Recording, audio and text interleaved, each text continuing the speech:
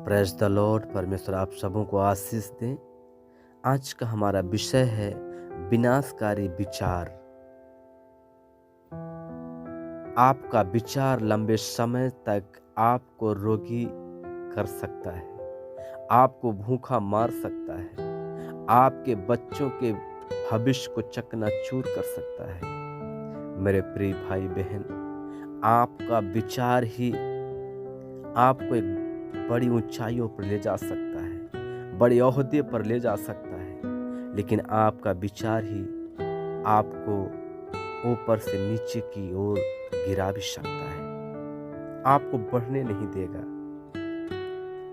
इसलिए एक और बार परमेश्वर का दास संत पौलुस इस बातों को कहता है।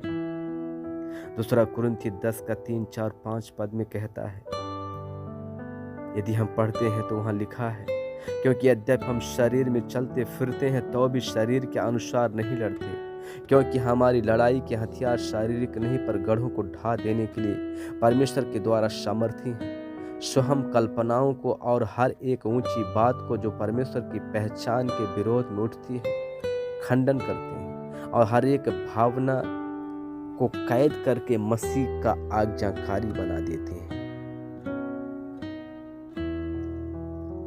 मेरे भाई बहन, कल्पनाओं और विचारों ने आपको नाश करने के लिए बांध रखा है। एक शक्तिशाली व्यक्ति ने एक कमजोर व्यक्ति को पकड़ रखा है। यह शक्तिशाली व्यक्ति कौन है? विचार और कल्पनाएं हैं। पौलुस कहता है, इन विचारों को, इन शहरपनाह रूपी शूरवीर को हम गिरा कर सत्यानाश करें। भावनाओं को पकड़कर यीशु मसीह के कदमों में डाल दें। प्रिय मित्र, आज आप कितना भी काम करें तो भी आवश्यकताएं पूरी नहीं होती। आपके बच्चों का भविष्य उज्जवल नहीं हो रहा है, आपका आत्मिक जीवन उन्नति नहीं करता या परिवर्तन नहीं करता, तो ये वास्तव में परिस्थिति की कमी से नहीं, बल्कि इसके पीछे कार्य करने वाली शक्ति आपका विचार है। शत्रु शैतान आपको और आपके परिवार को नाश करने के लिए अपने विचार आपके अंदर डालेगा। उन विचारों को शब्दों में अन्य लोगों के सामने आपसे बुलवाएगा। उसके मुताबिक आपका जीवन होगा। यह बर्बादी आपके जीवन में किस प्रकार आएगी? आप रोगी होकर दुख उठा रहे हैं। कुछ लोगों का विचार, अरे अब कोई उम्मीद नहीं है, मुझे कोई प्रेम नहीं करेगा, मैं निश्चित रूप से पराजित हो जाऊंगा, मैं बलवंत नहीं हूँ, कमजोर हूँ, मैं योग्य नहीं हूँ, मेरे खिलाफ लोग जादू टोना करते हैं, मैं नाश हो जाऊंगा, मेरे बच्चों का भविष्य ठीक नहीं बनेगा, मेरे बारे में सोचने वाला कोई नहीं।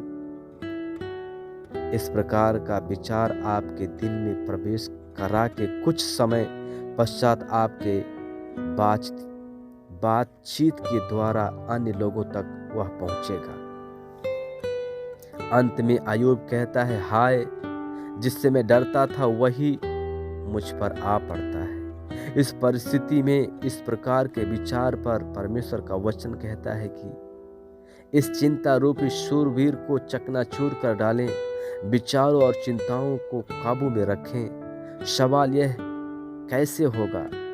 आपके विचार और सामर्थ्य से, या मैं ऐसा करूंगा, मैं वैसा करूंगा कहने से भी आप शूरवीर की पकड़ से मुक्त नहीं हो सकते। उसके गांठ के खुलने का एकमात्र मार्ग परमेश्वर के वचन को अंगीकार करना है। यीशु मसीह ने कहा, तुम सत्य को जानोगे और सत्य तुम्हें स्वतंत्र करेगा। मैंने यीशु से अपने पाप मानकर कहा, मैं प्रभु को अंगीकार करता हूँ। परमेश्वर मेरा पिता है, वह मुझसे प्रेम करता है, मुझको सफलता मिलेगी।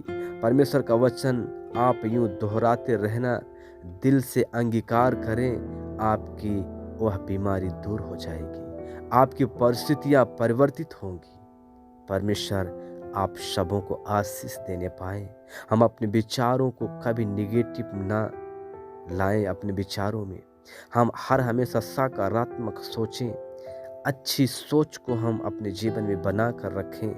परमेश्वर हमारा विजय देने वाला परमेश्वर है, हमें उन तमाम बातों में विजय को देंगे।